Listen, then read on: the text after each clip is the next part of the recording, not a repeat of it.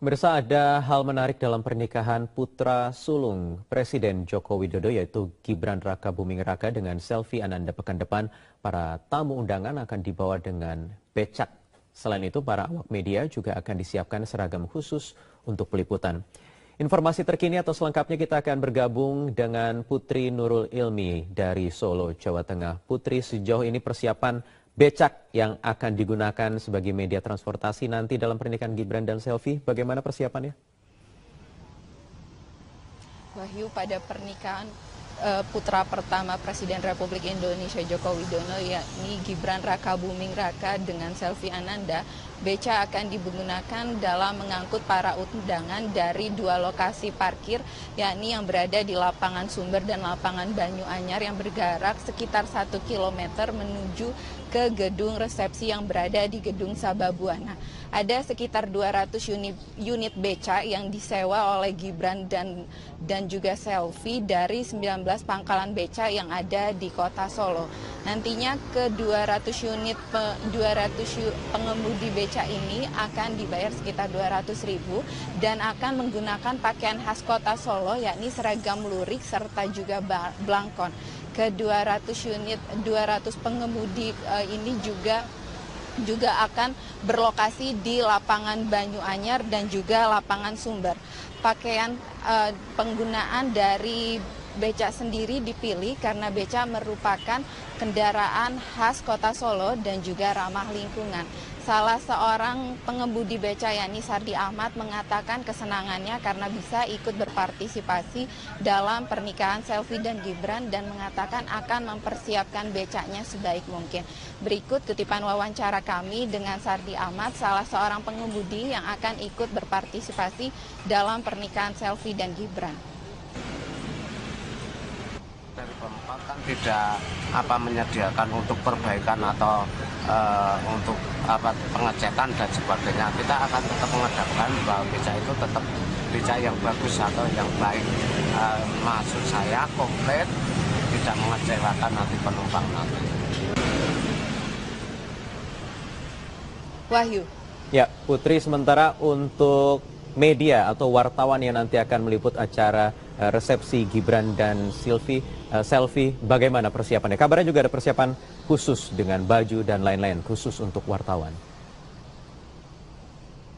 Ya Wahyu, kalau tadi mengenai beca untuk para tamu, ini ada seragam batik khusus yang diberikan kepada para awak media. Para awak media yang akan meliput di kawasan Gedung Sababwana ini diberikan seragam batik oleh Gibran dan selfie. Ada sekitar 200 buah seragam yang diberikan kepada para awak media, baik cetak, elektronik maupun online. Dan seragam batik yang bermotif parang dengan warna coklat ini sudah dibagikan kepada para awak media sejak tanggal 30 Mei 2015 lalu di kantor Media Center pernikahan selfie dan Gibran yang berada di Jalan Letjen Suprapto nomor 93, tidak jauh dari Gedung Sababwana.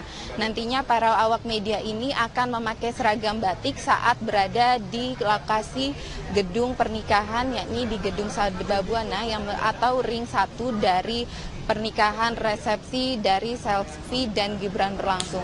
Tidak hanya penggunaan seragam batik juga, tapi para awak media juga akan menggunakan ID card atau tanda pengenal saat berada di kawasan Gedung Sababwana. Ini dikarenakan agar para awak media saat meliput terlihat rapi dan juga lebih terkoordinir. Wahyu. Pemirsa, di setiap akhir pekan, redaksi Jurnal Pagi menghadirkan berita satu view mengulas mengenai isu-isu terhangat sepanjang sepekan terakhir dari sudut pandang media massa nasional. Kita akan membahas mengenai islah sementara Partai Golkar, ijazah palsu pejabat dan juga bentrok TNI Angkatan Udara dan Kopassus. Ini merupakan pilihan isu redaksi Jurnal Pagi dan kini telah hadir Wakil Pimpinan Redaksi Indopos Volber Sialagan. Selamat pagi, Bang Volber. Kita lihat di sini kalau kita lihat sudut pandang dari islah sendiri ya. Islah sendiri menimbulkan ekses ya atau polemik baru begitu terkait siapa yang akan mendaftarkan dari pimpinan daerah begitu pada Pilkada 2015. Ya, sebenarnya Partai Golkar ini sebenarnya sedang dikejar oleh waktu. Karena di satu sisi mereka harus menyelesaikan konflik internal mereka, dualisme kepengurusan, tapi di sisi lain mereka juga harus dikejar waktu untuk mengikuti pilkada yang akan segera beri depan mata. Betul.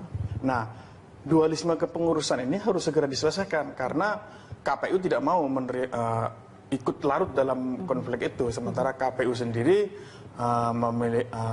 hanya berdasar pada SK Kementerian Hukum dan HAM yang paling terakhir. Baik. Ya, jadi artinya kubu Agung Laksono begitu ya, dari SK Kemenkumham tersebut begitu. Tapi yang menjadi masalah adalah putusan PT UN dan Pengadilan Negeri Jakarta Utara sudah membatalkan SK dari Kementerian Hukum itu. Artinya Kementerian Hukum harus membuat SK baru. Apakah nanti SK-nya memilih kubu Ical atau bagaimana, kita tidak tahu. Tapi yang pasti bola panas ada di Kementerian Hukum dan HAM. Artinya ketika nanti dinamikanya akan seperti apa? Mungkinkah akan terjadi lagi kisruh seperti yang sebelumnya begitu? Ataukah masing-masing pihak akan legowo begitu? Kalau melihat eskalasi terakhir sepertinya memang dua pihak sepertinya akan memanas lagi. Kemarin sudah islah di rumahnya Wapres. Sudah ada islah, ada 4 poin yang saya kira cukup bagus ya, 1 sampai 3. Hanya yang nomor 4 itu yang mungkin masih menjadi masalah ketika siapa yang nanti berhak menandatangani pencalonan kepala daerah itu adalah yang disetujui oleh KPU. Ini yang menjadi masalah. Dan masalah itulah yang kemudian menjadi membesar ketika PT UN ternyata membatalkan SK Kementerian Hukum dan HAM. Itu artinya adalah masih ada masalah lagi yang harus diselesaikan. Sementara kubu Ical sendiri mengatakan jika ada putusan itu sudah keluar, artinya dia yang sah, kan begitu. Betul. Nah, di sisi lain kubu dari Agung masih mengatakan bahwa kita yang terakhir memegang SK Kementerian Hukum dan HAM. Dua-duanya merasa benar, dua-duanya merasa yang paling berhak. Nah, itu nanti bagaimana? Nah, disinilah peran dari Kementerian Hukum, maksudnya Menteri Hukum dan HAM sebagai tanda kutip itu bapak asuhnya para partai-partai. Artinya akankah dimunculkan kembali begitu ya, kalau memang masing-masing pihak ini legowo, ini musyawarah nasional begitu ya, terkait satu kepemimpinan begitu yang akan diusung, artinya nanti hanya ada satu pintu untuk memilih dari pimpinan daerah. Ya, susah juga sebenarnya ya. Mestinya harusnya seperti itu. Seharusnya mereka sebenarnya dalam poin pertama sudah ada dalam perjanjian itu bahwa mengutamakan kepentingan partai, khususnya nanti menjelang Pilkada serentak 2015 ini. Tapi yang menjadi masalah adalah belum ada satu figur yang bisa membuat kedua kubu ini nurut. Meskipun Pak JK kemarin. Sebenarnya sudah ada Yusuf Kala, tapi buktinya Ical mengatakan istilah kita batalkan karena ada PT UN. Agung Laksono mengatakan istilah kita batalkan karena kubu Ical tidak mau menandatangani, tidak mau memberi akses kepada mereka untuk menandatangani siapa yang nanti berhak menandatangani pimpinan daerah begitu ya, yang diusung oleh partai. Kalau kita lihat sebenarnya mungkin bagaimana nih? Ini kan bermuara juga ke Kemenkumham begitu. Akankah mungkin Kemenkumham akan begitu tegas tanpa ada konflik kepentingan di dalamnya? Saya melihat begini, justru sini yang dalam pikiran saya adalah yang bikin kisruh ini sebenarnya pertama intern mereka sendiri, yang kedua yang memperparah adalah Menteri Hukum dan HAM sendiri. Ya mungkin orang publik menduga bahwa ini ada kepentingan yang lebih besar di belakang Menteri dan SK itu ya. Karena coba bayangkan aja, ketika ada konflik, tidak lama kemudian Menteri langsung bikin SK, mengesahkan kubu Agung Laksono. Coba bayangkan. Padahal untuk sebuah partai yang besar dengan kepentingan yang sangat besar, dia dengan sangat mudah sekali membuat SK. Mengakui kepengurusan Agung Laksono dan tidak mengakui kepengurusan Ical. Padahal semestinya kan dia harus turun dulu, melihat faktanya bagaimana. Dia berusaha mendamaikan dulu, dia sekuat tenaga mendamaikan kedua kubu. Lalu kemudian setelah proses itu lama dan ada berbagai cara yang sudah dilakukan dan ternyata masih baru dia membuat sikap. Kan seperti itu mestinya kan. Tapi ini tidak. Dia belum melakukan apa-apa untuk melakukan untuk mendamaikan kedua kubu, dia langsung, itu artinya dua kubu sudah panas, dia sudah mengambil posisi di antara dua pihak ini. Saya kira ini adalah tanggung jawab dari Kementerian Hukum dan HAM. Salah satunya adalah tanggung jawab Menteri Hukum dan HAM untuk untuk memperbaiki lagi kondisi partai ini, meskipun dia bukan orang Golkar. Tapi untuk menepis dugaan-dugaan bahwa ini ada kepentingan yang lebih besar. Karena orang tahu kalau Golkar bermasalah, siapa yang untung? Golkar adalah oposisi. Keadaan terburuknya akan seperti apa ya? Mungkin nanti akan juga ada dilematis dalam KPU nanti begitu memilih siapa yang kepengurusannya sah hingga ke daerah nanti. Kisruh. Pasti nanti tetap ada dari Golkar, pasti ada. Mungkin dari kubu Agung atau kubu dari pasti ada. Hanya kalau konflik ini tidak selesai, suara Golkar akan habis. Baik, ini kita lihat dinamikanya nanti ya, Bang Kolbert. Nah, ini kita beralih ke isu yang kedua, kita bahas mengenai bentrokan TNI AU dan juga Kopassus. Ini masalahnya apa sih sebenarnya? Apakah memang hanya karena senggol atau mungkin kesalahpahaman begitu ya terjadi kemarin di tempat karaoke di Sukoharjo, Jawa Tengah?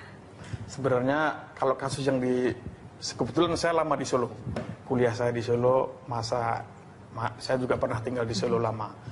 Konflik antara Kopassus dan Paskas itu, Angkatan Udara itu sebenarnya sudah lama, sejak 10 belasan tahun yang lalu sering terjadi.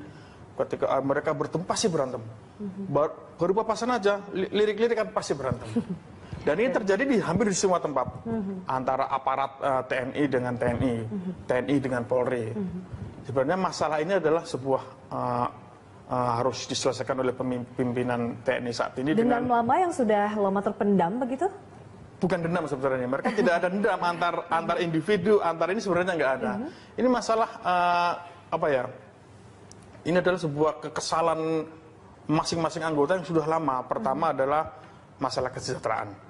Jadi ketika dulu masih ABRI, TNI itu begitu sangat kuat.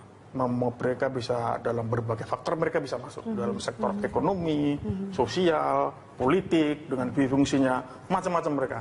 Tapi ketika dipisah menjadi TNI aja dan kembali ke barak, disuruh profesional lagi, tidak boleh berpolitik, tidak boleh berbisnis, habislah semua. Nah, yang bermasalah di sini adalah level-level menengah ke bawah dengan gaji yang pas-pasan, tidak boleh sahabat sana, tidak bersahabat sini, begitu kan?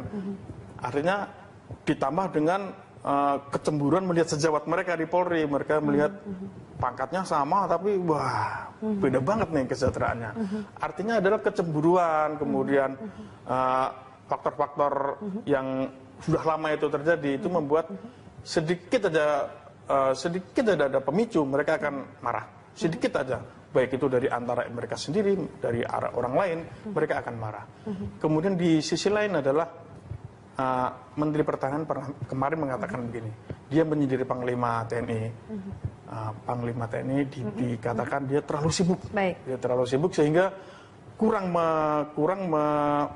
dekat dengan anggotanya. Itulah yang terjadi. Tapi menjadi pertanyaan besar ya, ada apa atau apa yang terjadi di tempat hiburan malam? Apakah mereka memang hanya sekedar melepaskan rasa stres atau mungkin menjadi backing dari salah satu atau lokasi di tempat mereka bertikai begitu? Itu pertanyaan yang mungkin. Ya, itu memang sudah bukan rahasia umum bahwa penjaga-penjaga di banyak-banyak tempat hiburan malam, tempat bisnis sekalipun, termasuk pembisnis pribadi pun banyak yang dikawal, dijaga oleh anggota TNI. Itu adalah mungkin ya semacam seperti saya katakan sabetan mereka untuk menambah setoran ke rumah gitu. Kira-kira seperti itu. Ini kita masih akan membahas perbincangan lain dengan topik lainnya di Bang Kolbert di segmen berikutnya. Kami akan kembali, tetaplah di Berita 1.